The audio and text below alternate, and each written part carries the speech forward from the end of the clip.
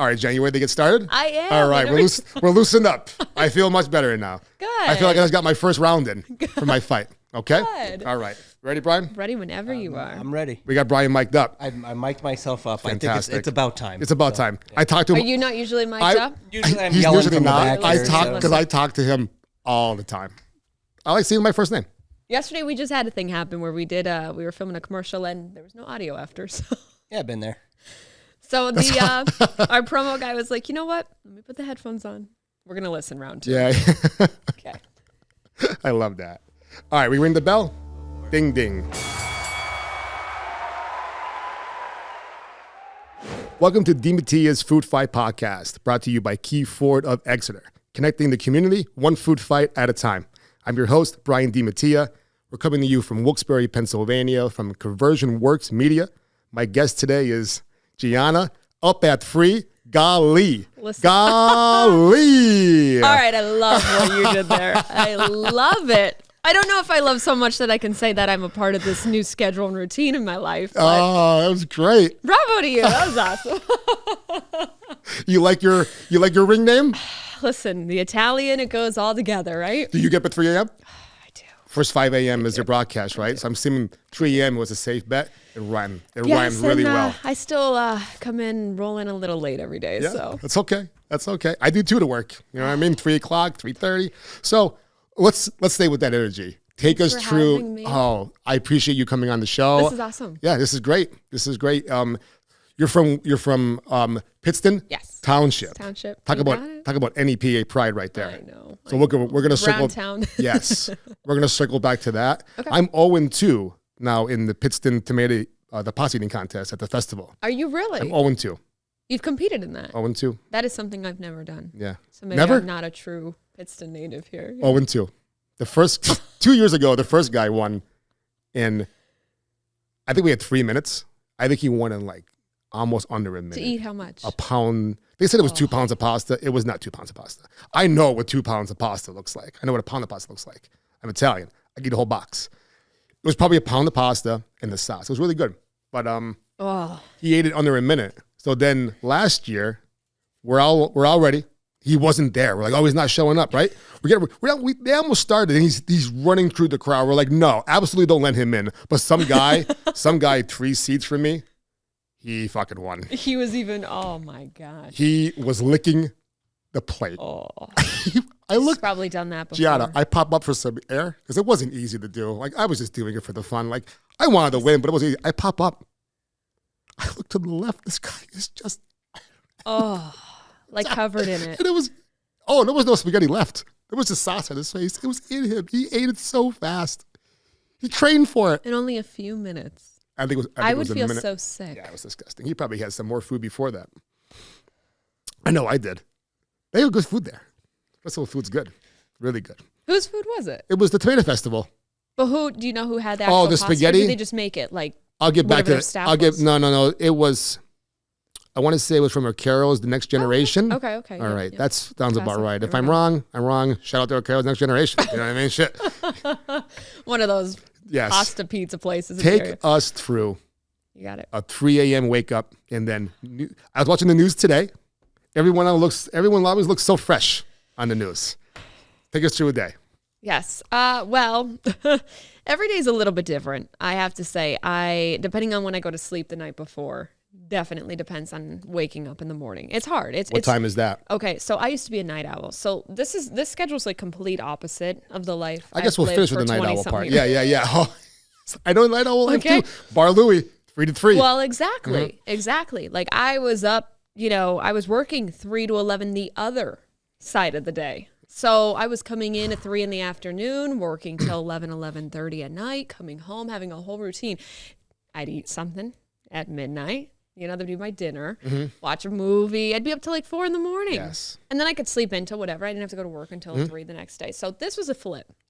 So first of all, I would say that my internal clock has just adjusted, maybe within the last month or two. How long has it been since you've been doing the news full time?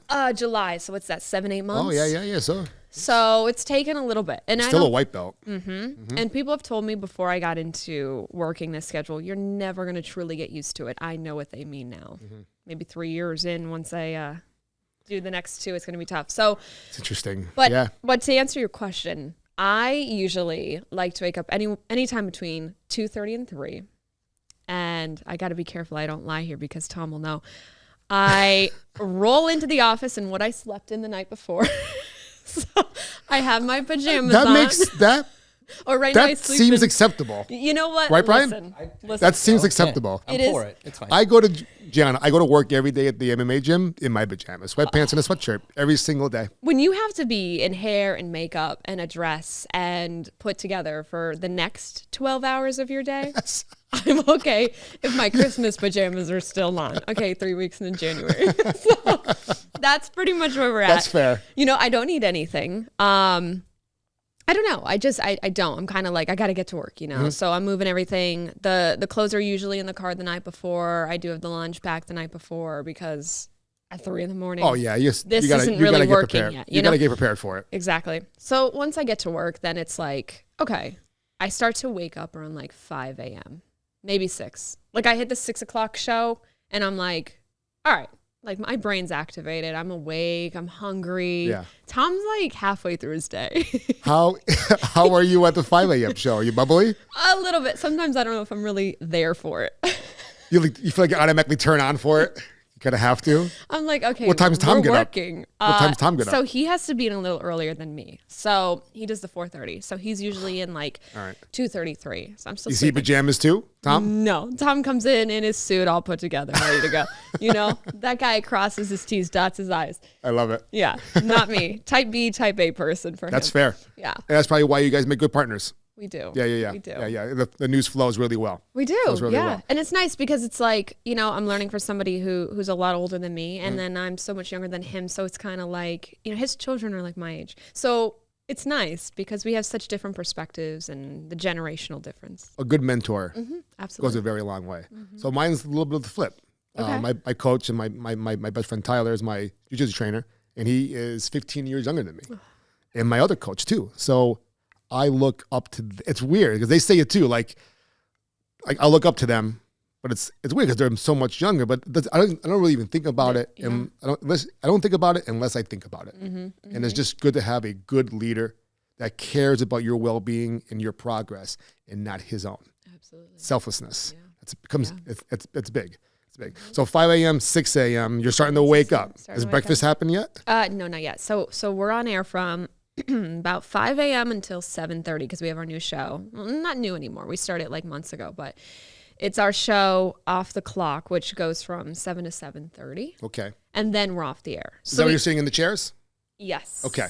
Well, the high chairs. The high that chairs. that we've been trying to get new Okay. furniture for a couple months now, so they're very uncomfortable. We call them. They're like if you went and got a cocktail at the barber shop. That's like what this feels like. So they're like spinny Minus the chair. cocktail. Minus the cocktail, right? And minus the haircut. Yeah. All right. Okay. But it's a good time. We have a good time with that morning time, and you know, even though we're up so early, I get hungry like 7:30. That's it. I need breakfast. I need food, That's fair. and probably coffee. Yeah. Definitely coffee, right? Yeah. All right. So there's time. There's a lot. Oh, go ahead. I'm sorry. no, you're good. There's a Go lot ahead. of time. You have a lot of time in between this. We do. So it's 7 a.m. till about 7:30. Yeah. Then you're not back on till 11. 11. What do you- Yes. what's going on between that time? Naps So or all work? funny you say that. Yeah. I fell asleep in my car the one time. So when I first started, I was like not prepared for this schedule. There has to be a clause for that. For the first, there has to be a schedule clause. Like she'll be all right. She'll be all right. She'll be all right. What about- I used to sleep in too. When I started the grade, like the 3, 4 in the morning works. I'd be sleeping through my alarm at like 5 in the p.m. to go to work because they were like I couldn't get used to that schedule. I slept in once. Yeah. I missed the 5 a.m. What was repercussions of that? Um, The free get out of jail card. Tom's morning. Yeah. My Good. one free pass. Yeah. And Tom was like, listen, just get it together. But That's all you can say. Just get it together. Yeah. I was like, you got it. Don't worry, it won't happen again.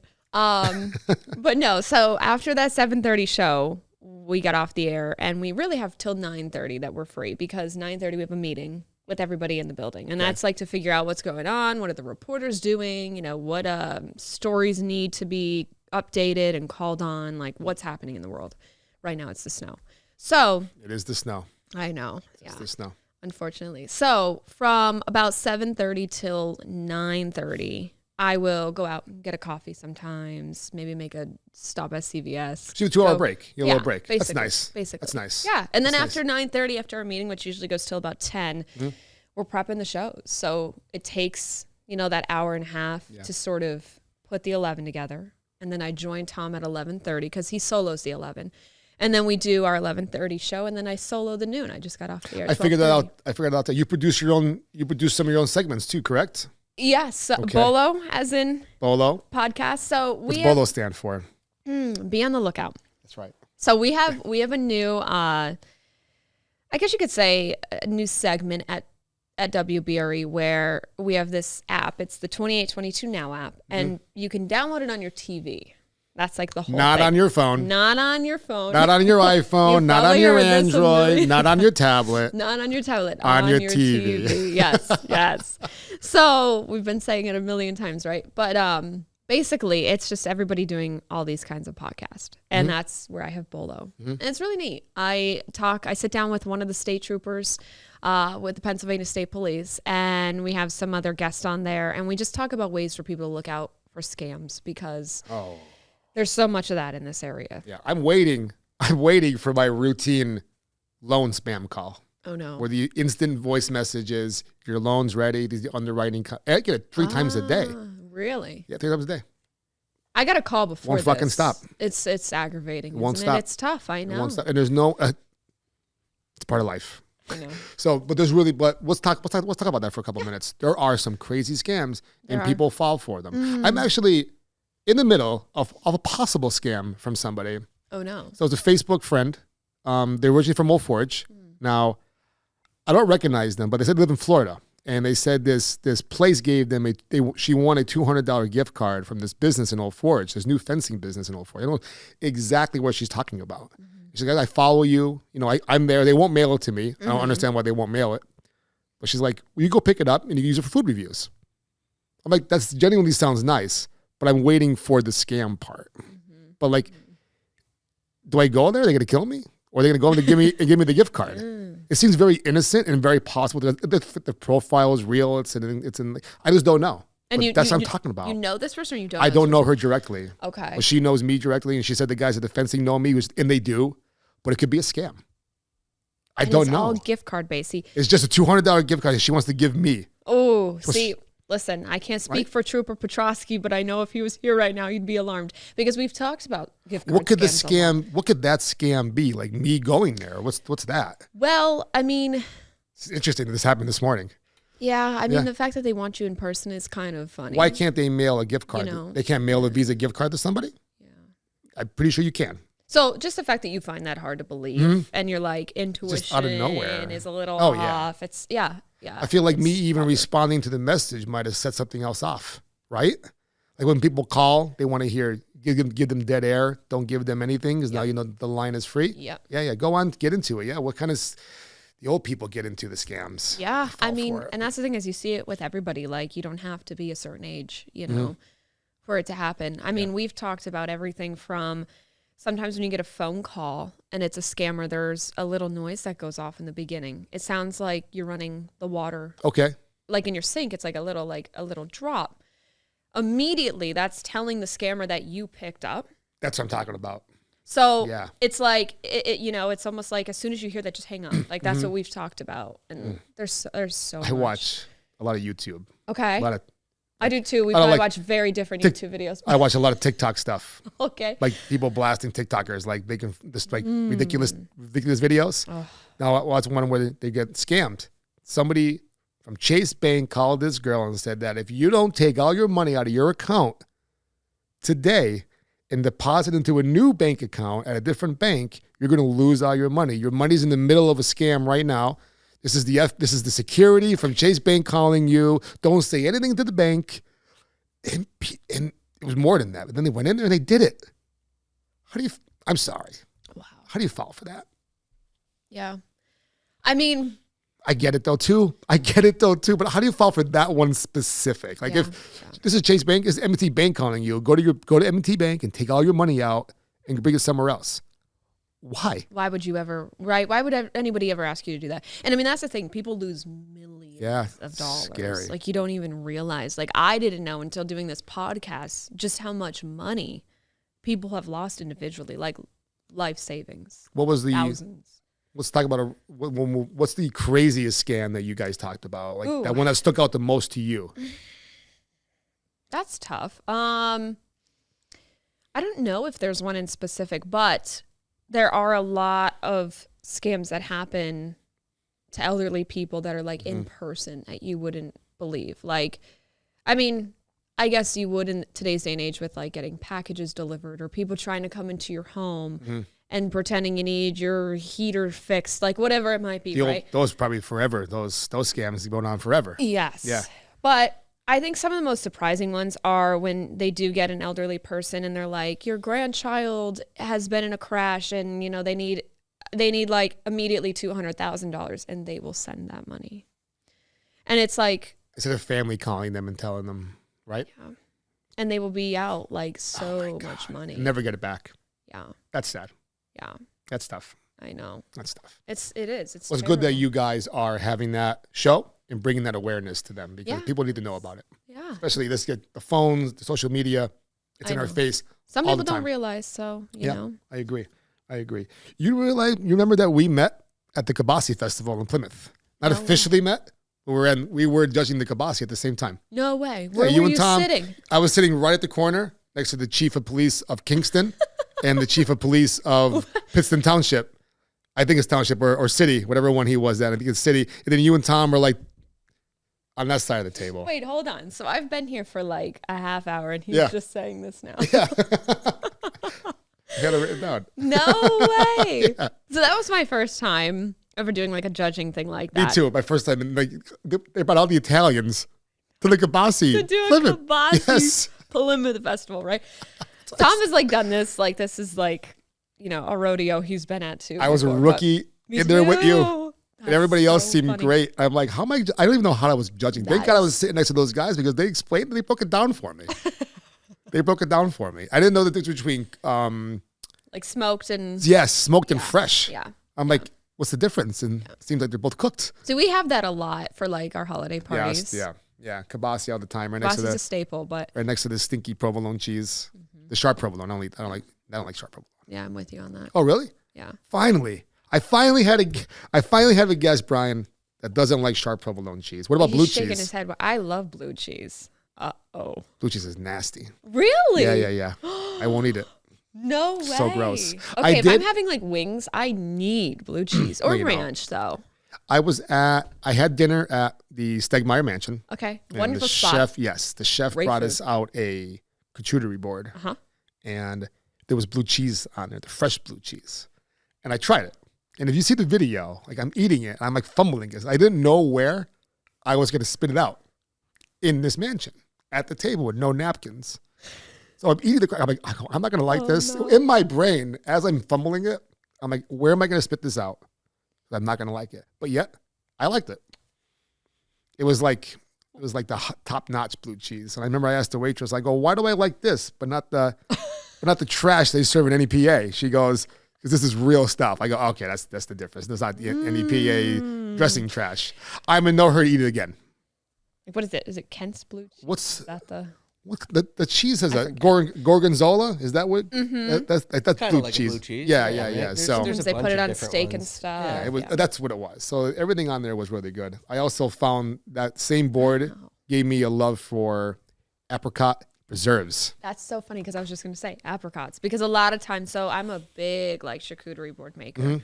Love making them. Love buying the stuff to make them. Yes, they're good. But yeah, the apricot preserves or the crackers. That was really, really good. That's good. But Kielbasa Festival, Plymouth. That was my first festival where I was on the street like that. It was hot that day. It was hot that day. Yeah. It's funny. The only thing I ate besides Kielbasa there was Sibio's pizza. Okay. From Domenico. You know what I'm talking about? Yes, but I didn't eat anything else. Yeah. I just had the Kielbasa.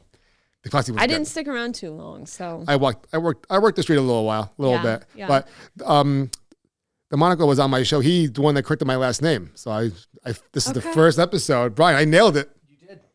I nailed the opening. That was my did. biggest concern. Yeah.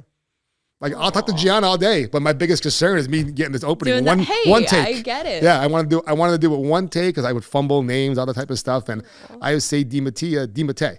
Okay. And like I hear my father cursing me, I hear my grandparents rolling in the grave. I'm the only one in my family that would say Di Mattei. And like, And why you why say is it? that? Is it I just- don't know. That's how I always said it. Really? That's how I always said it. But my father, Di Mattia. My mother, Di Mattia. I text my brother. He goes, yeah, Di Mattia. And I have cousins with the O, Di Matteo from Scranton. Okay, yeah. So it's just, I finally back on track. I'm trying to stick with it. I was worried about not nailing it, but you did really well. You get your Italian card back. do well. I, got my, Yeah, really, right? I thought the sharp provolone cheese was going to ruin the Italian card, but I don't like that stuff, though. I can't get over that. That's crazy. The With cheese? The blue cheese. Oh, the blue cheese. Yeah. Disgusting. But at least I take you as a guy who likes to try things. So that's I'll good. try it. Like you gave it a shot at the restaurant. I'll try any food. I'll try any food. But just if I don't like it, that's it. That's it. I'm gonna tell you about it. Yeah, But I'm with you. But not with my reviews though. I never post a bad review. There's no need to give any small business any bad publicity around here, especially I now. agree with that. Yeah, Food costs are outrageous. Yeah, that's true. That's true. So when you doing your newscast, you are giving your home crowd of NEPA, the news and information that they want every single day. How's that make you feel? What kind of NEPA pride is built up when you're like, I'm going to do this now? Yeah, it feels amazing because I never thought I would be in the news industry, or I guess you say a news personality, but let alone here at home. I hear you. Because one, in college when I was like studying journalism and communication and people were looking for jobs or whatever it might have been, they always were saying like, when you graduate, if you want to go and be on TV, expect to be the furthest place you can think of. I can imagine hearing that. In the smallest market you could think of. Yeah. Like, and which was true for like my best friend. She went into being a reporter out in West Virginia. Okay. Which is like a top 100 and some market, and hated it. And she was more passionate about the news industry than I was. What did she hate about it? Was just a lot going on? Okay. Yeah, just hard fair. to be out there. That's and fair. I mean, that's hard, you know. But so to be home and to be telling the stories here in my home area, I mean, one, I didn't even know this much about northeastern Pennsylvania that I've come to find out.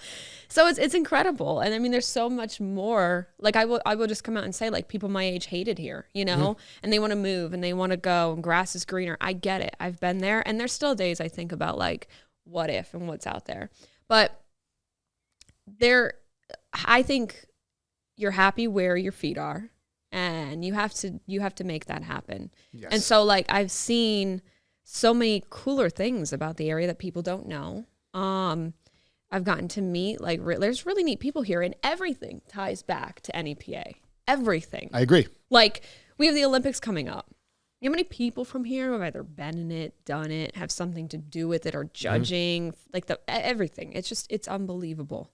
It is. You've probably heard some stories, you know, and the cultures here are amazing too. Yeah. So it's great. I love it. There's the ones that want to get out of the area. They're not happy here. You need to find something else inside you, because it's not the mountains. It's not the delicious food. I agree. It's not this. It's not the opportunities. It's the way you're living your life right now. Yeah. It's the way you're living your life right now. 99.9%. Unless you have something here that constantly reminds you of an older life that you want to get rid of. Agreed. Then you go on and get. Yeah. But what's going to make you, maybe you'll be happier where you go somewhere else because you're not here anymore, but you still got to build a life there. Yeah. You can build that life right here. Yeah.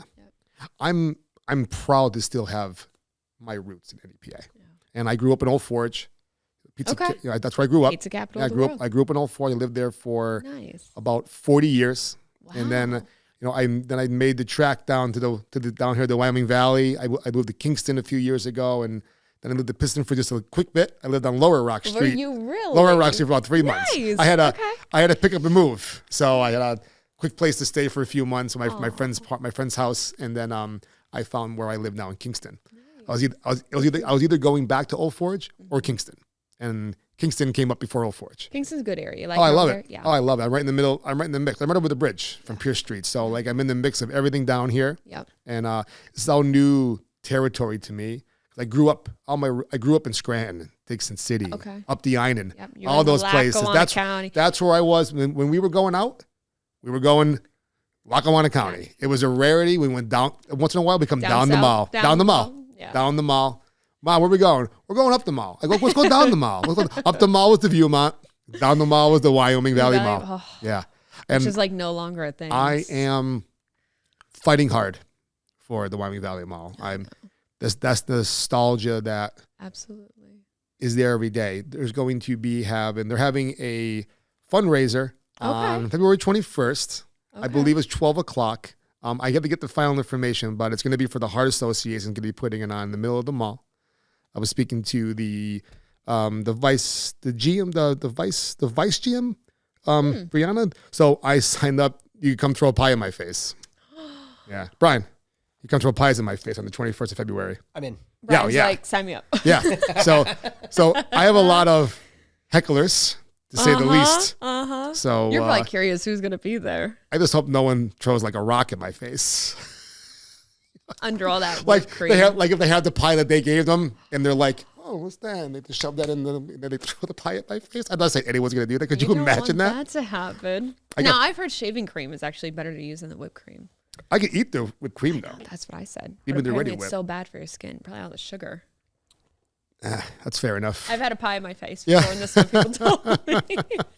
Your face is gonna blow up now. It's just whipped cream for like 10 minutes. It's gonna be okay. You're like, right, John, relax. Yeah. When I'm people like, say to right, me, you're right. I'll post a Gatorade and I'll get slack for it. Like, you drinking that red dye, whatever, you drinking that red dye. I'm like, I just worked out for 2 hours.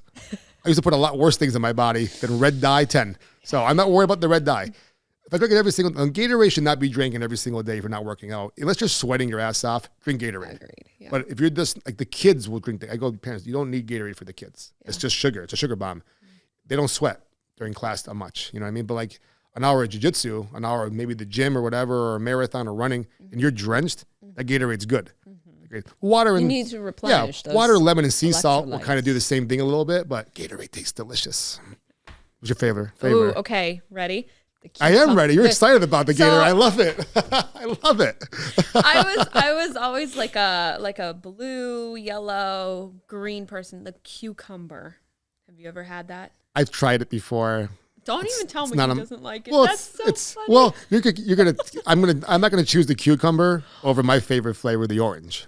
Orange, yeah. okay. Used to be lemon lime for the longest time. Okay, yes. I don't know why I switched to orange, but orange is the new thing now. Now, I will say I do like the orange. I could taste it. I can't do like the cherry or the grape though. Like those are the only ones. Did you try the new they have the new combos? No. They have the lemon lime and lemon orange mixed together. It's like a mix. It's like a mix. No. And there's another flavor. It tastes like you ever have a cherry sweet tart, like the candy? Mm-hmm. That's what it tastes like. It's fruit punch and they're out now. I can't remember what I can't remember what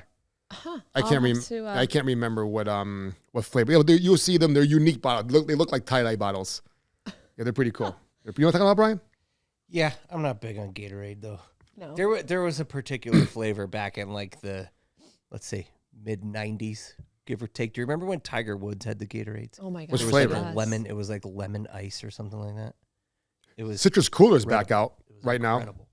Lemon ice? Yeah, it was like lemon ice. I think I remember that. I always just like the way people associate Gatorade with color flavors. Yeah, like 100%. Like my soccer coach, like back in high school, like a million years ago. Like I just did. Bolivia. Yeah, he was from Bolivia. Javier, what kind of Gatorade you want? Red. What flavor? Red. Okay, perfect. The best Gatorade flavor ever, and it hasn't been made in a long time, Tropical Punch. It was like a light red. You're right, that has disappeared. It was so refreshing. Yes. But Citrus Cooler made a comeback for Stranger Things, a collaboration with Stranger Things. That show. I don't watch that show. What's the first season? That was it. Tom and I could not hear about it one more time without not knowing what was going on. So we were like, all right, we're going to do this. We're going to watch this show. So we could talk about it. It just ended, right? Just ended. I didn't see anything past season 3. Okay. So. Yeah, a lot of people. New Game of Thrones show came on Sunday. That's another one I haven't really. I got to check that out. You know watch Game of Thrones as a whole? That's fair. If you like stuff like that, you gotta get it's worth watching. I mean, Okay. it's a pretty That's a good one, too. a pretty in-depth show. Brian, did you watch Game of Thrones? No. How about Sopranos? Yeah. Oh, classic. Sopranos, Classic. best show ever made. Best show ever made. Write it down. Yeah, might get Send it. I can't say that it's not if I want to see tomorrow. So Best show ever made. Best show ever made. Absolutely show. You're a Steelers fan. I'm an Eagles fan. We're done with that conversation. wow. Yeah, end that right there. We're done with Although that we can conversation. agree on something, at least we can watch the playoffs in peace. Yeah. Oh, football's always fun. You know? The really bad calls are not making football fun. I feel bad for the Talking Bills. about the last game, right? I don't understand I know. what the hell Listen, happened with that play. Doesn't make any sense. and they were the better team. That's what's unfortunate. You know? Yeah, I agree because the Eagles are the best team in the world and they're out. Uh-oh. Ryan's Champs. laughing at that. He's a Giants fan, I think. Oh. Cowboys fan. I don't want to say. Oh. Are you a Cleveland Brown fan? No. Jets. Do they exist? I'm a Cowboy. I am a Cowboy. Do we? fan. You are a Are Cowboys there fan. Cleveland Browns fans in this area? Actually, I know a couple of Cleveland There Browns are. fans. I know a couple. There's maybe a couple. There's only maybe a couple. All right. So journalism was not your original. That was not your original fight. Law school was going to be. Yes. So you were graduating from Penn State. We're alumni. I graduated in 2008. Did you really? Yeah, I was a late bloomer. I was wow. 28 years old when I graduated college. Wait, so I did not go to main wow, campus. That's crazy. I would go down there for football games. I thought about going down there when I started school. I graduated from Lackawanna College. Okay. With my associates in business. Took a little time off. And then I was like, you know what? Let me go back to school. So I went and got my bachelor's at Penn State. And it was fun. It was rewarding. Turned into a job at the end. My life kind of took a situation towards the last year or so of my life too. So, but we are Penn State alumni, and I'm proud. I'm proud to say that. I don't like their football team though.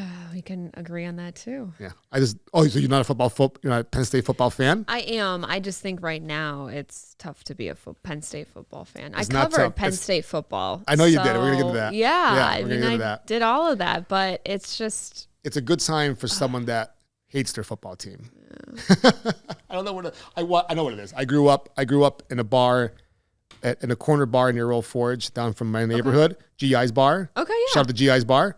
They're a Pit Panther bar, and that's the street I grew up on, George Street. So 5, 6, 7, 8 years old, running around, going in and out the bars, doors, constantly being reminded that Penn State sucks and Pitt's the best. Okay, well, being a Pittsburgh Steelers fan, like I grew up in a household that was never a fan of Penn State. When I wanted to go there, my father was like, "Oh." I bet. Pittsburgh's not too far from that. He was like, "Oh, you got to be kidding me," you know? And then my brother went there too. Okay. What year did you go to college? What year did you graduate high school? I graduated high school in 2018, Princeton area, Patriot proud. And then went to Penn State main campus for the 4 years. Crazy down there. Crazy down there in Used to go for 2022. used to go for weekend football games, parties. Now, that Crazy. something that might surprise you about me was I can count on my hands how much I went out at Penn State. Yeah. Because I was so work. Yeah. work. Wasn't really it was more about school Everything than it was about for everything me, else. yeah. Good for you. Good for you. It was like, it wasn't tough. That's just where like my passion was, I you get it. know, but you were dialed in. yeah, You were dialed in. But then you had so motivated. you had to make it. You went to school for journalism, but you wanted to go to law school Yeah. after Penn State. What got in between that? Okay, so basically, like when I was at Penn State, I did all journalism there, but I came out of college and I never did a single thing in TV. I just wrote for a student newspaper there. So I was kind of like in this process of like, I don't really want to work for a newspaper though.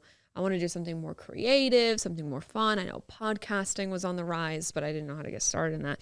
What was it about the newspaper you didn't like? I think I liked it in college because I was writing about sports. But I knew, like, coming back home. You were writing about your friends, your was, school. It was going to be a little different. Like, I get going it. from writing, like, Penn get State it. football articles to Right, the town sewer, hall the meetings. sewer broke last week. I was like, I don't know about that one. you know? Derriere ransomware is swimming in poop right now. This is the Much. news. Yeah.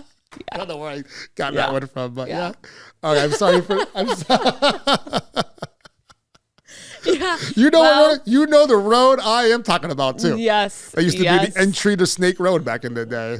That was a ride back in the day. Oh God, I'm so sorry. No, but Okay. like that was where my head was at. I was just like, something about it just wasn't going to be for me. So you wanted to be in media, but Yes. not that media. Yeah. Okay.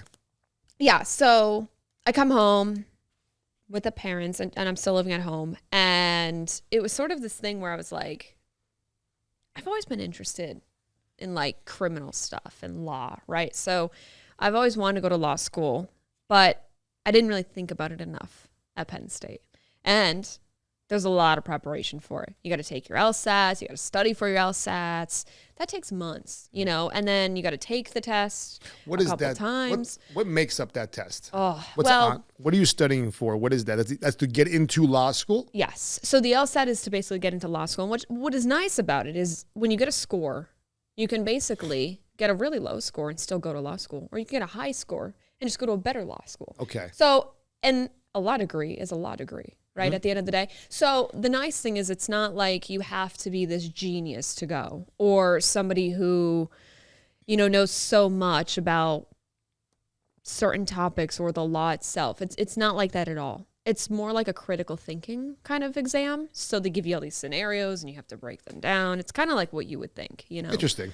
Yeah, it's not like an SAT in high school. I got you. So it's not law questions. No. Because you're not in law school yet. No, that exactly. Makes sense. Exactly. Okay. So anyway, so I take this test, and at the time I was like starting to go through this like anxiety period where I just felt like sick all the time.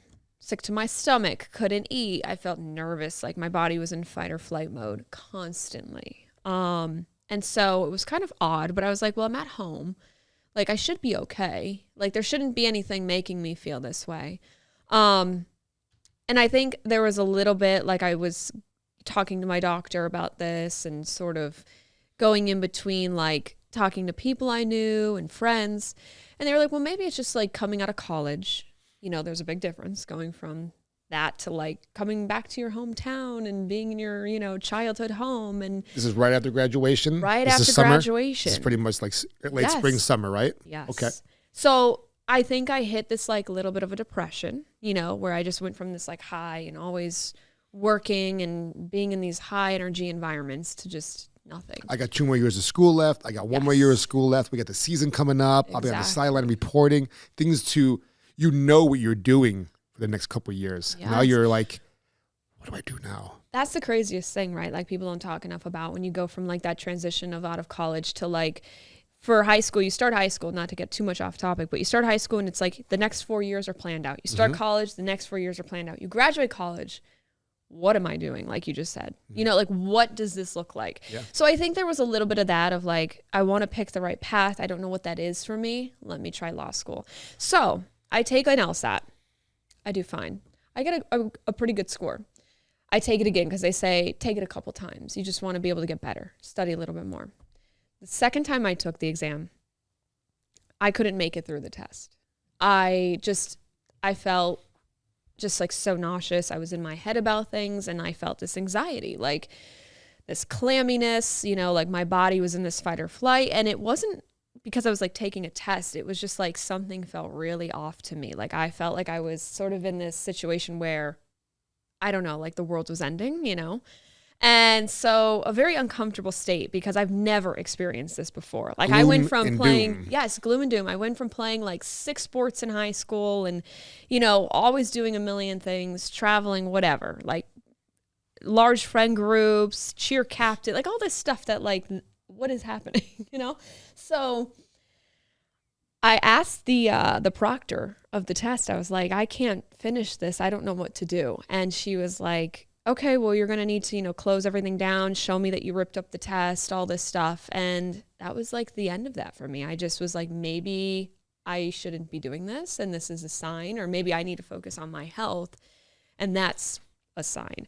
So I stopped the law school stuff and I did. I started like doing a lot of breathing exercises and, you know, there was a question about therapy for me at one time and just like sort of grounding myself more, finding more ways to maybe like get out of this funk, you know. So of course, what did I do? I went back into thinking about journalism because I was like, if anything I knew at Penn State that brought me that peace, but also that like motivation and that passion. Was, you know, journalism. So I I applied. I was like looking for jobs. So I was like, all right, I need to do something because I also think an idle mind could be a very dangerous mind. Mm-hmm. And I was always taught that because I come from a very strong work ethic like family. So like my grandfather, we have a business in Pittston. You know, my mom is going on like 40 years working at regional hospital. And so like, you know, I've been told nothing but to work. You grew up in a good house with good work ethic. Yeah. So like, I think also coming from like all that work in college to, again, sitting in my house, like just was not like my body couldn't handle that. So long story short, I applied for the position at WBRE. And not knowing the difference between a photographer and an MMJ, I applied for both positions. Now, an MMJ is the reporter, but basically you do everything by yourself. They call you like a one-man band. And then the photographer is like the reporter who gets also a cameraman. I think I met a one-man band at the Middlesbrough Potato Chip. The guy who had the camera and the interview at the same time. The interview, exactly. I have his name on my phone. Sorry, go ahead. Yeah, but okay. No, so you applied for both. So I applied for both, right? And it was like, I'm not even kidding you. This was so on brand for me. So I get a call. It's like a Saturday afternoon, and it's like 10 o'clock in the morning. I'm still sleeping.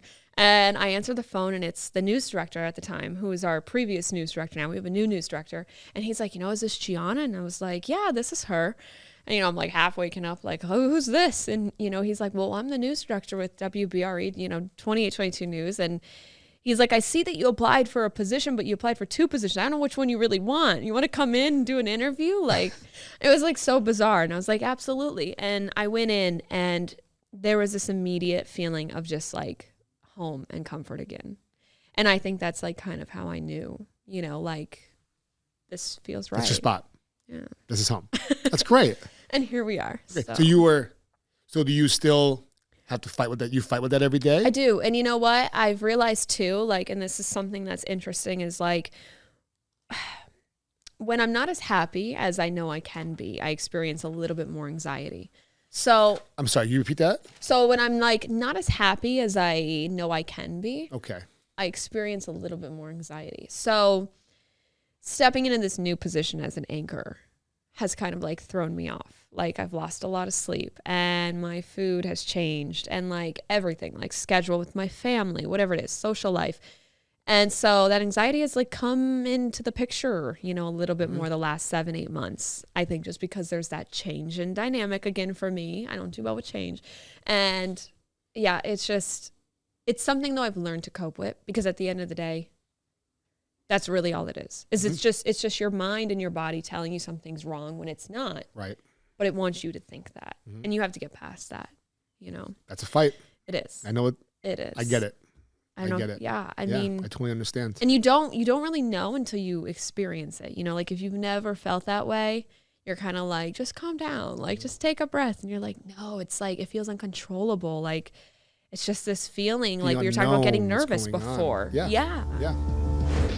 Genoa Wholesale Foods, supplying quality since 1947. For over 75 years, Genoa Wholesale Foods has been your trusted partner for premium food supplies. Specializing in services to pizzerias, Genoa also caters to restaurants, bakeries, delis, and bars throughout northeastern Pennsylvania. They proudly offer a blend of both private label and national brands, helping you find the perfect products to meet your restaurant needs. With local deliveries and the care of a family-owned business, they are committed to making your success their priority. Choose Genoa Wholesale Foods for reliable, top-quality restaurant supplies that keep your business running smoothly. Genoa Wholesale Foods, locally owned and operated for 3 generations. Call Genoa today at 570-823-6142 or visit them online at www.genoafoods.com. It's the unknown. I dealt with a lot of anxiety when I've been in recovery for almost 11 years. That first summer, back in 2015, I didn't know if I was coming or going, up, what's down. I didn't know what to do. It wasn't for my mother taking care of me at 35 years old. My little Italian mother.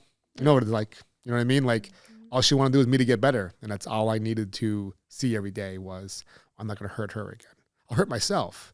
I'm not going to hurt her again. So in the process of that is, I'm just not going to do that old life anymore, And I was able to stay on the path. But the anxiety was there for a while. The unknown, the nervousness. I lived this whole life. I have to go back out into the world where all these people know what happened and like this smallest thing. But honestly, no one really cared. It was the ones that really cared about me just wanted to see me get better. Just like your family and your friends just want to care about what you want in your life. You don't want to be a lawyer? Who fucking cares? Yeah. Don't be a lawyer. Absolutely. You know what I mean? So your support system is everything. Yes. So you found home. You found the news anchor. Yeah. Take us into your first live newscast. What was that like? This is funny that he's bringing this up. So what was that like? So, oh gosh, this is a story in itself. Perfect. So basically, when you start on the job, right? Like as a reporter, you're not like thrown out to being on live television the first day. I had to come in. Could you imagine? Have fun. I know, basically, right? So my first story where they wanted me live, I had a photographer because I didn't know how to work the camera or anything at that time, right? It was a shooting in Hazleton. Now, I love the breaking news. Mm-hmm. I wish it wasn't happening, but I love the breaking news. Yeah. That's my rush. You and Bob love that. Yes. Sorry. So, what a man. So, anyway, couldn't help myself. I don't know how he gets to as many places as he does, but God bless him. He's a time traveler. That's for sure, right? Time traveler. To figure that out. But so I love the breaking news. So I'm like kind of in my element, but I'm very nervous. Oh, fuck yeah. Very nervous. She's like nervous, excited. Every emotion in the world. Like I gotta pee about now. To faint. I gotta pee now. Where's the bathroom? Yes, right. Like, oh my gosh, awful. So we're on this scene. My news director calls me up and he's like, "You think you can go live?" I'm like, the ambition person I am, like, yeah, like, let's go for it. Like, I'm not gonna say no. We're gonna do this. We're gonna try this, right? Yeah. So the photographer that I had at the time, as reporters out in the field, you listen in through like using AirPods, or you can do an IFB, whatever. So I didn't have my AirPods, so he gives me his headphones, right? So I put the little earpiece in, we call in on our phones, he calls in on his phone, we're dialed in. The live shot is gonna happen in about 10 minutes. And so I really wish I could show you this. So, because of course I have it like cut, Yeah. So it's not as good. I'm not going to do it justice as like watching it happen. So anyway, there's irony to this story. So I'm about to go live. It's probably like 3 minutes before the live shot. So I do a little mic check. They're like, you got me, blah, blah, blah. I'm like, yeah. So 30 seconds before I'm about to be live, the earpiece falls out of my ear. Now it's like, I don't know, like a brand that is like, you would buy it maybe like Walmart, but like they're not like AirPods. So I don't know how to work them, right? So like, there goes the connection. Okay, there goes the connection, but I don't know that at the time. Yeah. So I pick it up, I put it back in my ear, right? And I'm like, all right. I'm like, our photographer, his name's Al. So I was like, Al, do you hear anything? I don't hear anything. I think we lost them, And he's like, yeah, I don't know. Maybe they're in commercial break. Okay, so we're thinking we're in commercial break. So I'm like, I'm going to practice. So I have on my phone, like on my notes, like my script of what I'm going to say, just like getting in my head, like my bullet points. So ironically, the anchor, Kelly Byrne, who was Tom's former co-anchor at the time, is the one tossing out to me in the field. And she's like, we're going to turn to Gianna now, live in Hazleton, blah, blah, blah, blah, blah. Well, I like cut her off because I didn't know she was tossing to me. I coincidentally was practicing at the same time that they were tossing to me back in the studio, right? So she tosses to me and I'm like, Kelly, there's a shooting here on this, like as tense as could be, right? And then I like say like one sentence and then I go, oh, my heart. And obviously they cut me off. They were like, let's go right back, So it comes back to Kelly like anchoring and you could tell she's like, oh no, like what is going on out there? Like this poor child. I gotta see this. So this whole time, I know, I will show you this. This poor child. This poor child, right? And this whole time, I don't even know we're live. And I'm like, Al, did they come to us yet? He's like, I don't know. I get this call from my news director. He's like, what's going on out there? But the whole, like, my heart, like on television, I could have said so many worse things, but. You could have, yeah. God. So that was my first live experience. Yeah. Your second one, did your second one go a little better? Second one went much better. Yeah? Yeah. I got to see that now. I will. I have to show you. Let's see that Definitely. Oh, If it was a way for us to bring it up right now, we could do commentary to it. That'd be fucking great. Yeah, but it worked out. I know. That's the thing is, it's just so funny because, you know, How'd you feel afterwards? Well, How nervous? Were you nervous? Like, oh my God, is it already over? Yeah, pretty much. I mean, every time, like my biggest thing, like reporting, and I tell this to the reporters who are just starting out now. You know, I always say to them, like, at most, it's like a 3-minute segment. It's 3 minutes of your life. And I always think if you got through it, the 6 first live shots, the 7th you will get through too. So just tell yourself, like, if you're nervous, you were nervous the last 10 times and you're fine, right? Like it's gonna come and go. So tell them to get ready for battle. Exactly. Tell them that's your body your body getting ready for battle. Yeah. So you guys deal with a whole nother, let's go back to the old great reporters back in the day. Right? Let's go back even 25 years, Brian. We were around 25 years ago. We were. So, you know, if we were at a basketball game, say like a freshman basketball game, and Channel 16 happened to be there, right? Let's see who happened to be there, and it's like, oh my God, I'm gonna be on the news tonight. If you didn't see that 6 p.m. news or that 11 p.m. news, you'll never see it again. Such different. Gone forever. Yes. Snow delays, all that shit. If you didn't see the news, like it was a big to do. Yeah. Now you can make your own news video if you want to. My food fight originally was my first videos was me at a little table with this tablecloth like this. This is where this comes from. Oh, and I had a little food fight news. And I was going to do that. And I didn't stick with it because I wanted instant gratification in the beginning of the reels. Yep. So obviously at the desk, like, oh, food fight news is, food fight was at Antonio's today. And then it will cut to me at Antonio's holding the microphone doing the review there. I love the creativity though. So the first video ever made was when Food Fight's birthday is like March 20, something like that. You ever meet or know Jim Maribelli from NEPA Pizza Review? Yes. So I think I've seen of him. Yeah. So me and Jim, my buddy Adam from Food Digitus and the Pogosh Review guy, we met at Pizza Gioco up in Clark Summit. Okay. And we did like a newscast thing. Like it started off with me being at my house in front of the news station and then Jim saying, like, Brian, you got to get down here for this beef stew pizza. Next thing you know, like I'm not at the table anymore and I'm down there. And it cuts down. Yeah, it cuts me being down there. Yeah. So that was a lot of fun. I didn't stick with it. I pivoted, but now I have. You have this whole kind of a similar, like it was like me playing in the room, like as a news. It was like a lot. It was a lot of fun. It was really really cool. Like, I remember sitting in my basement. My father was a drummer. Okay. So I would go down in the basement every once in a while when nobody was home. If he was home, and I would play the drums, and I would like be like a DJ. Had the headphones on, the microphone, and 40 years later, here we are. Yeah, it's pretty cool. That's awesome to see yourself grow too. I'm sure it's pretty cool. Yeah. But to stay on topic,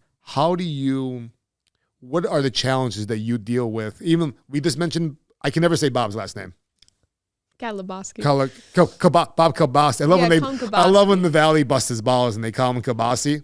Bob Kielbasi. But like people like, in all seriousness, people like him, because I know sometimes he's gotten into a little, breaking the news too soon. Too soon. So we won't get into that. Breaking the news too soon. All these Facebook posts, AI videos. Yeah. My buddy Tyler was curious, like, how do you guys deal? Like, they use the term, fake news. It doesn't matter who says that, but the point is, like, it's not real. They're non-real news. It's like, it's so dangerous. Mm-hmm. And how do you guys combat that? So, I mean, well, right now, for instance, one of our biggest competitors, like specifically right now, is AI. Mm-hmm. I mean, stuff that you're seeing all across social media, you just don't even know anymore. I mean, there's times where we struggle to tell the difference. I question almost everything. Everything you see, right? I watch now. I know. Yeah. And so, I mean, it's really just about, one, fact checking, two, having multiple sources that you can fact check with. So like, for instance, nothing ever will hit a newscast without having at least 2 sets of eyes on it.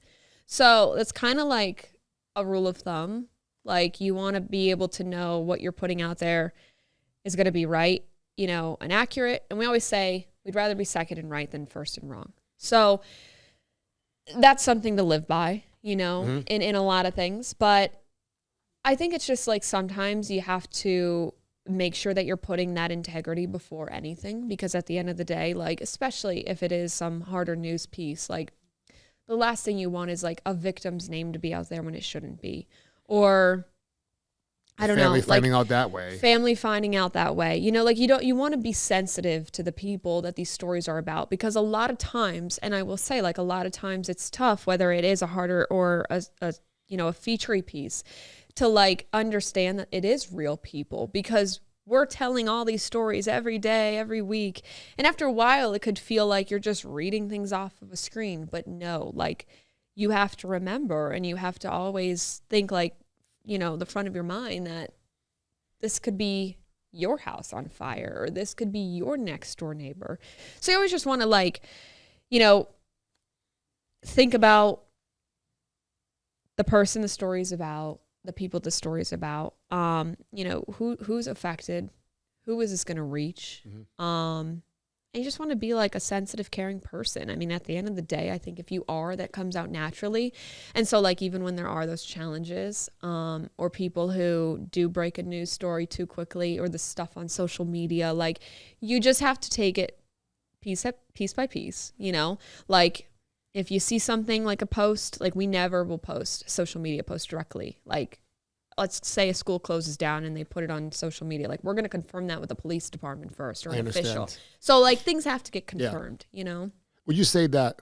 I think so. What would you, maybe you agree with me. Bring Brian in on this too. It's easier to trust your local news, because you could fact check the shit out of that, because there's 4 other stations on the same time probably reporting the same story.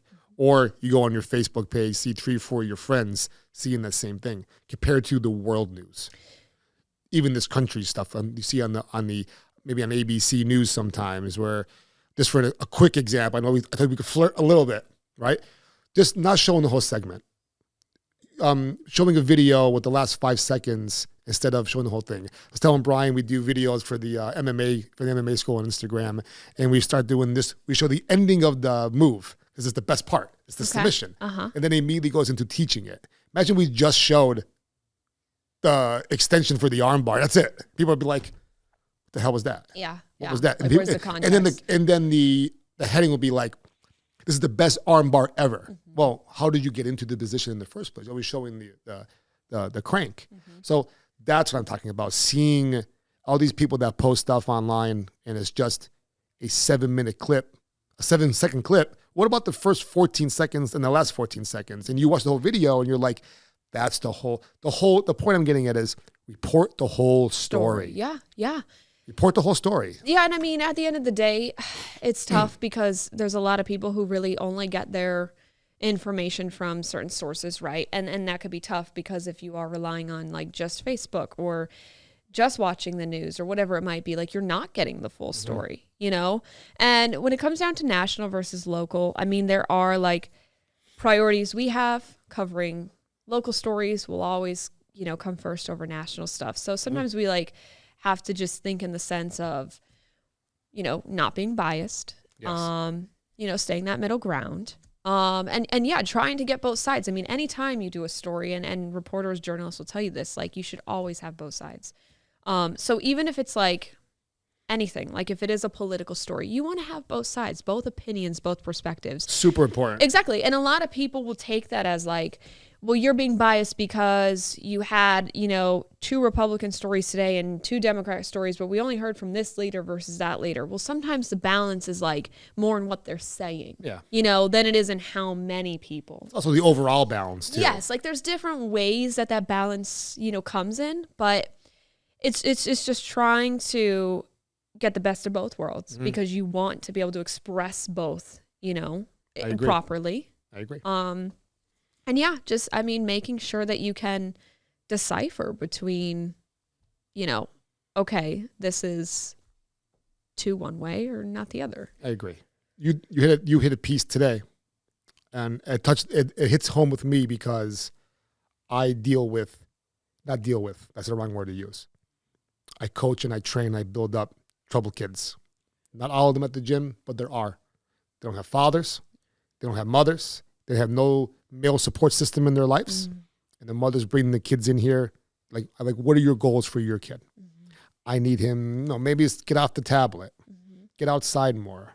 They're homeschooled, they need more friends. But it's the ones that I don't know how to raise my son to be a man. That hits home with me. Yeah. And they're investing in us and giving us opportunity to help their kids grow. And you did a story, what I'm getting at, you did a story this morning about the troubled youths in the area. And it's sad now correct me if I'm wrong, the main story was about the correct institutions for these children, the detention centers. The juvenile corrections. The goal has to be to not get them there in the first place. Yep. And it starts at home. And it does. And it's the social media is making it worse. Yep. I believe that is one of or it's making it more known. There's always been troubled kids. I was one of them too, certain parts of my life. Some of my friends were. I'm sure you know people too you grew up with. What could we do? What could we do as a community to make things better for our kids? Listen and act. I mean, seriously, yes. I mean, there's so much of, we do see a lot of juvenile issues, and especially in Lackawanna County, there's a lot of just juvenile violence, the gangs, there's a lot of gang activity. And it's tough because your police officers and your officials and your teachers, like you said, play a vital role in that upbringing, but it starts at home because ultimately that's where that child is going back to every day. And so I think as parents, as guardians, whoever is watching over that kid that, is too young to sort of make decisions on their own, especially if we're talking like 14 and younger, like you need to be playing a heavy part in that. There needs to be a lot of guidance and a lot of, correction if needed. Correction is the key word. Yes. Not punishing, not belittling you. Why did you do that? Yeah. I'll give a kid burpees for acting up in line, right? 10 burpees. He'll know or she'll know exactly what she did wrong after she's done with the burpees or why she's doing them. They don't want to hear why they're doing them. But like you were told to please stop talking. Don't talk when the professors talk. You did it 3 times. Now it's burpees. And correcting the behavior. Yeah.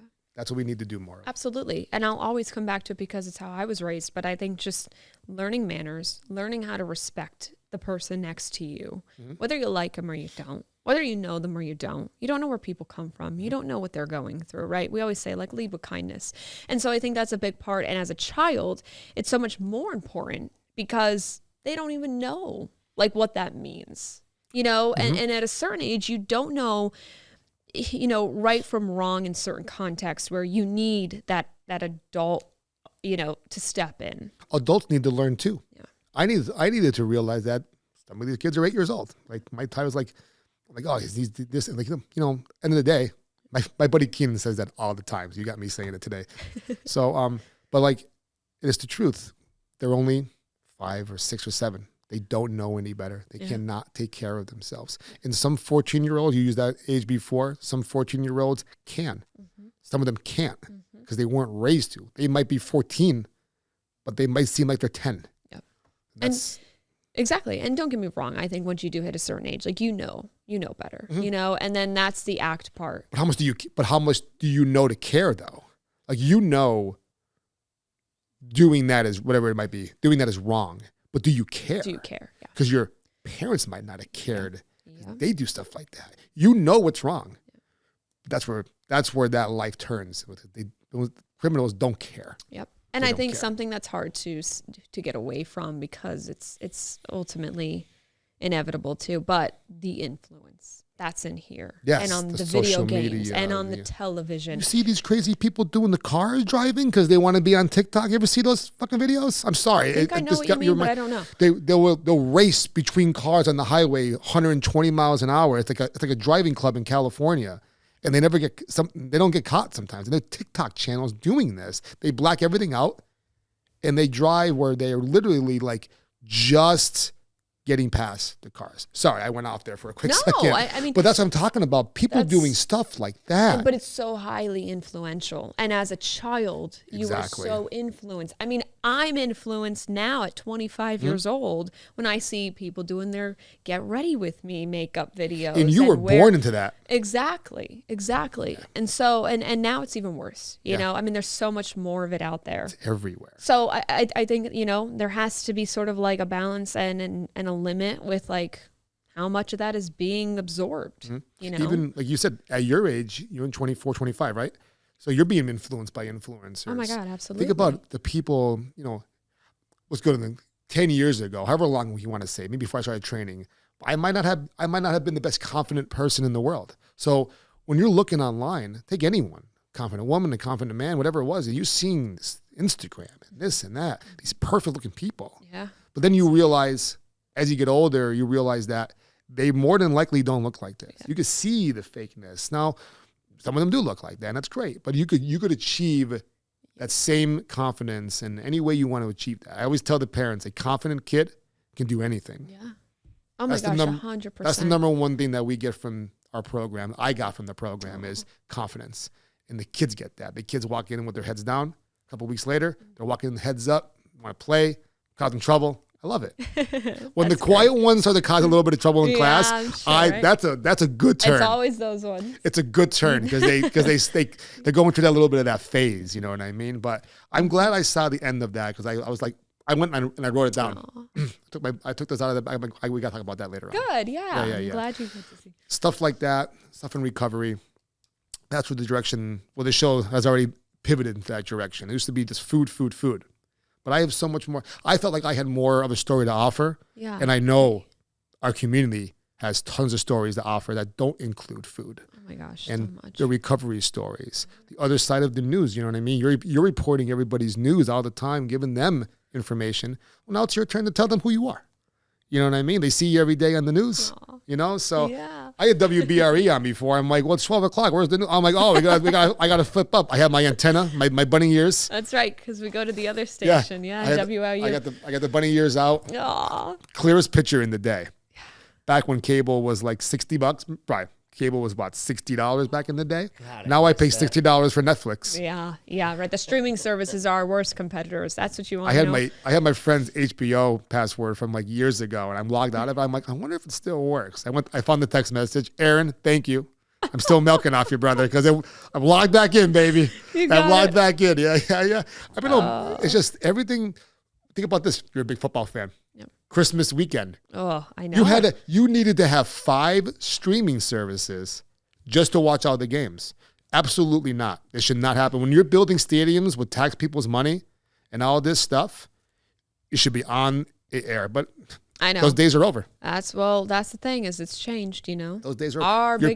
That's what our biggest thing is. That's kind of why we came up with the 2822 Now app, to have a little bit of a fair playing ground, because we want to be able to have people stream that, you know. Oh, okay. So it has to be streamed, yes, like your Netflix, and it's free to download. But there's no purchase, there's no monthly payment. But that's the whole idea, is like you see where the industry's going. Yeah, that's you got 2 plans now. You have one with minimum ads or one with only exclusive ads. Oh, gee, thank you so much. I paid to watch Tron Legacy or Tron Ares the other day on Amazon. I was so happy to finally watch it.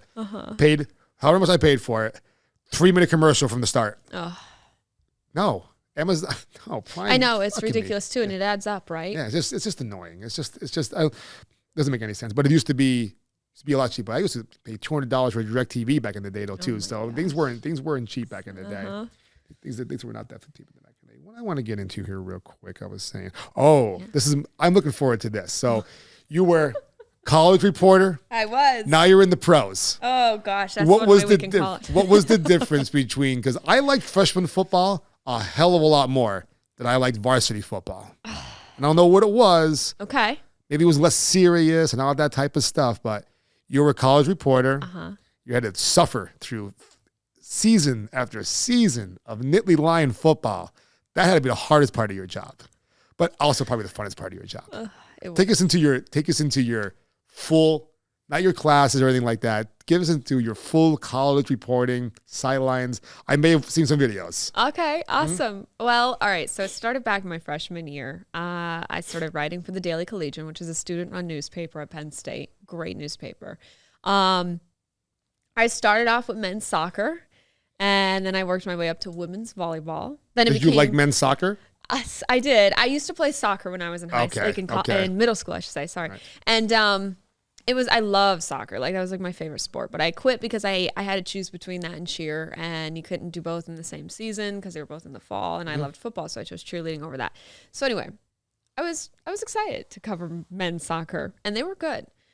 But I obviously was using that to like work my way up, so I was a beat writer. Started off with that. Then I made my way sophomore year to women's volleyball.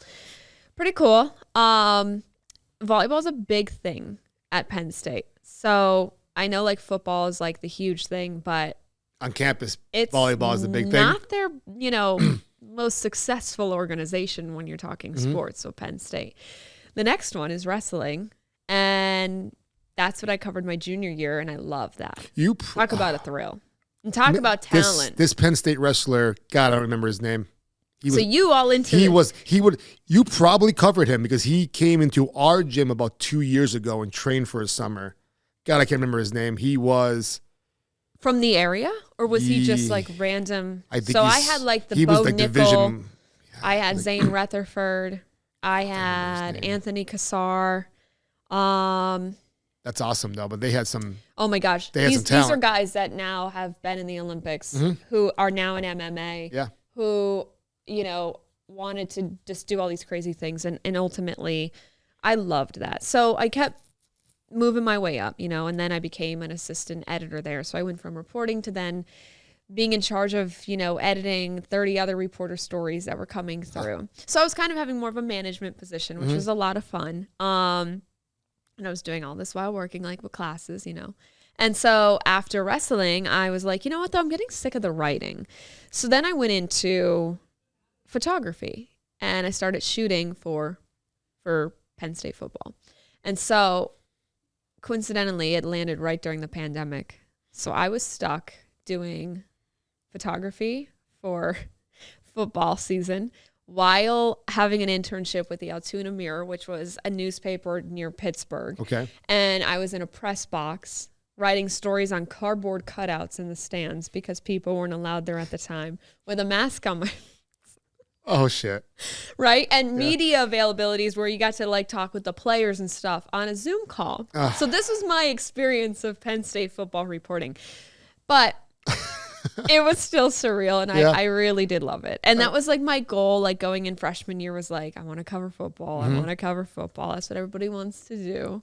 So I got there, and I was happy to get there. I couldn't control the pandemic, so that's where we were. But I mean, that was basically like my whole experience there. I mean, every Friday and Saturday night, I was inside some kind of gymnasium or, on the wrestling mats or in the stadium with the athletes, with the coaches. And gosh, when I tell you to talk about stories to tell, I mean, I would write and write and write like 3,000 word pieces and, crazy feature stuff. And I mean, there was like an exhilaration to that too, because when you're writing and you finally like write this piece that's like amazing and it feels good.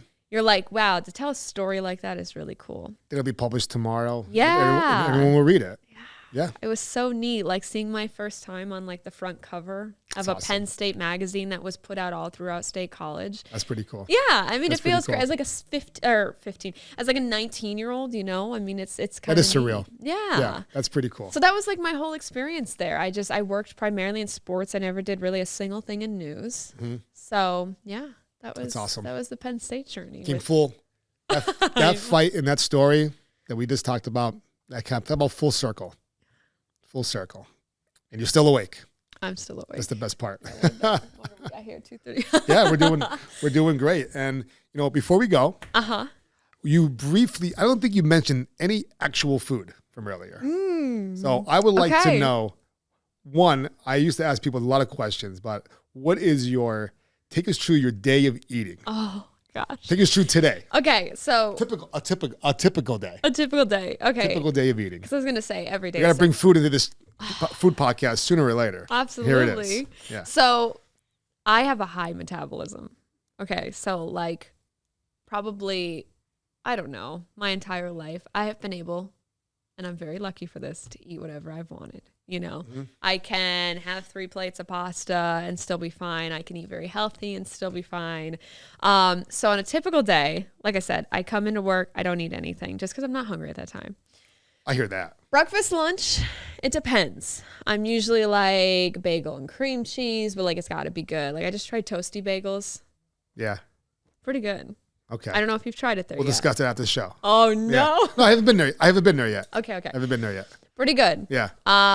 So I'm like, it depends. Like sometimes I could skip breakfast, but for the most part, I like a good breakfast, like to start my day off right. And I've been more conscious of what I've been eating now that I'm getting like a little bit older. I'm like, all right, what's going in my body has to be good, has to be nutritional. It's having an impact on, you know, how I look and feel. So coffee gets mixed in there if I really need it. But no energy drinks. No energy drinks. Poison. No poison. Coffee is good though. That's one thing I won't do. Maybe because my mom works in a hospital. I'll never sponsor an energy drink. I give people credit. Listen, I get like the high heart rate, so I can't. Caffeine's enough. I do not need Red Bull on top of that. So I come home and I like to cook. So I like to make my own stuff. So I like to, like I've cooked for my family a lot. We've done lasagnas. We've done enchiladas. I'm a big Mexican person. Mexican food is my favorite. Mexican lasagna. Oh, no, that's a new one. Yep, I actually have never tried doing that. I used to make like a chicken Alfredo, like delicious, like love it. So for lunch, it'll just be like whatever. Like today I had some grilled chicken, rice, and then I had this like Greek salad mixture. So that was all in there with hummus, you know? Yeah. Nice and healthy. Last night I made steak and sweet potatoes. So I had that. I had a nice ribeye. Because I also work out. So like that's what I do after usually. So I'm trying to get my protein in.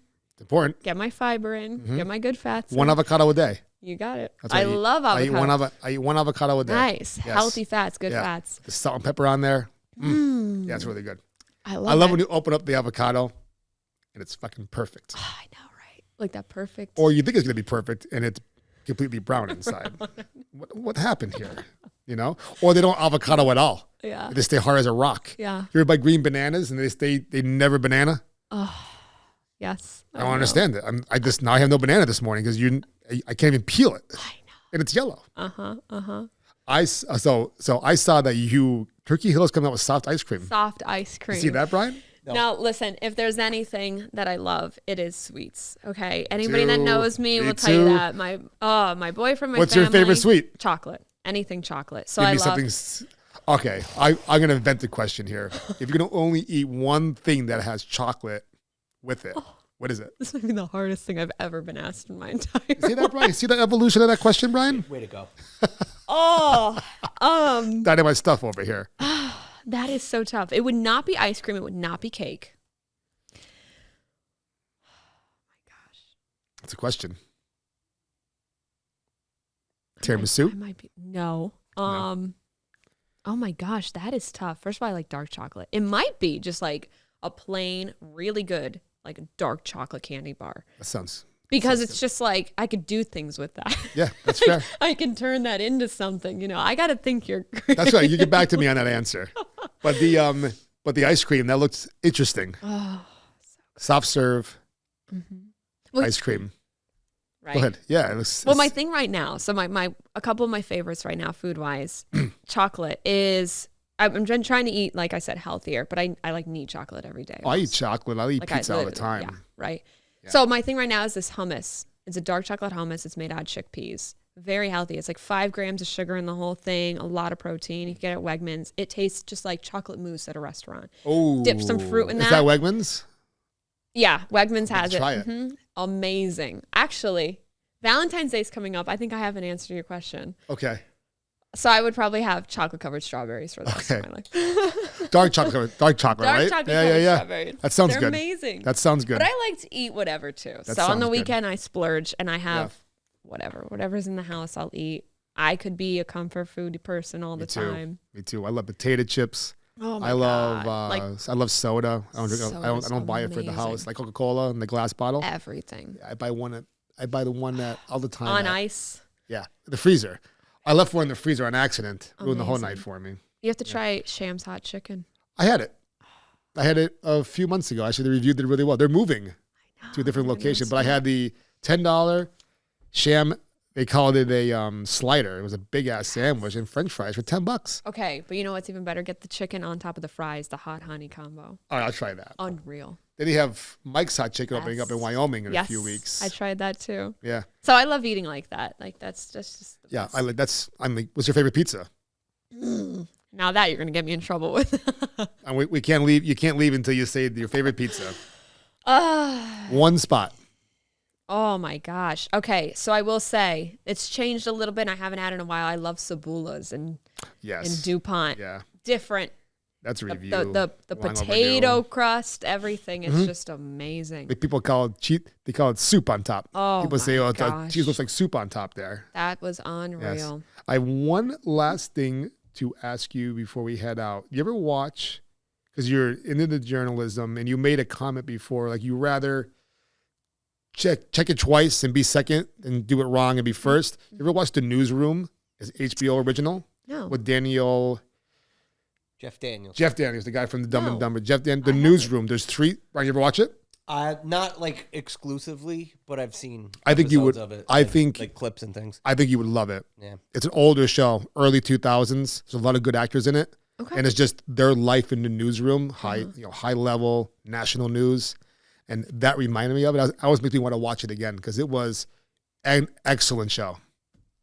2.5 seasons. Wow, look at that. I'm leaving here with a TV show Newsroom suggestion. Newsroom okay. on there, I will definitely give it a shot. 100%. Anything journalism I love. So. 100%. So, Gianna up at 3, Galli. Thanks for having me. You're very welcome. I'm practicing my ring announcing. Maybe someday I'll get a gig. You will be great. All right. I want to thank all of my sponsors for the show.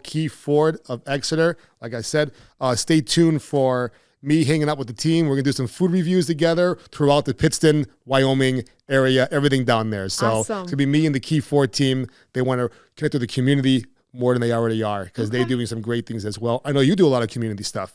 So we'll have to get together. Yes. We'll do some stuff. Let's do it. Coat drives, food drives, 1,000,000%. Okay. 1,000,000%. So I'll be there. Looking forward to that. Also, Genoa, Wholesale Foods, my boy Jay Nardone, one of my Blue Belt students.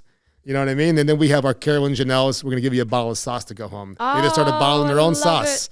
This is one of the best pizzas in the world. We were talking about them before. So this is our Carolyn Janelles in Old Forge. Old Forge, that's the... Our Carol's second generations over in Pittston. Yeah. This is the OG or Carolyn Janelles. Yeah. They used to cater my parties, graduation parties. Catering experts. So they started bottling their own sauce. Talk about a white pizza. Yes. Oh, and they made pizza sauce. And that's for you. Oh my gosh. All right. Thank you. Yes. And This won't last long. That won't last. They make a sweet sauce too, which I have to pick up. It's like, oh, you a sweet sauce.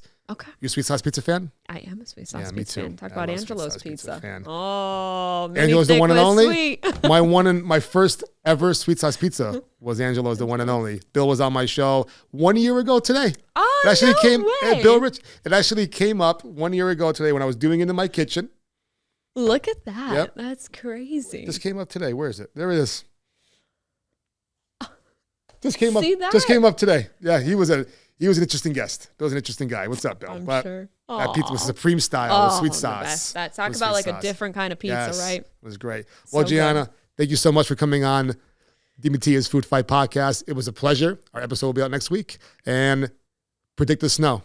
Oh, we're gonna be either you're gonna be right or wrong. We'll know Thursday when it comes out. The snow will already be found. Brian, what's your prediction for the snow? We could get nothing to like 150 inches of snow. That doesn't count. Maybe. I'm not sure. Listen, I know I can't say the fake news because I know some behind the scenes stuff right now. So it's not revealed yet. Be prepared. It's whatever. It's going to be impactful. I'll say that. It's whatever. It's going to happen. It's either going to. Am I going to have work Monday? But it's winter in NEPA. I get it. We can handle this. I'm over it. I'm over it. I'm right there with you. I'm a summer girl. The older I get, the colder I get, and the less motivation I get to leave the house. Like it's gonna be 0 degrees Saturday morning. I got to get up at 7:30 to go to practice. I might be sleeping in that day. Yeah. All right. Thank you so much. Thank you. Oh, good stuff today.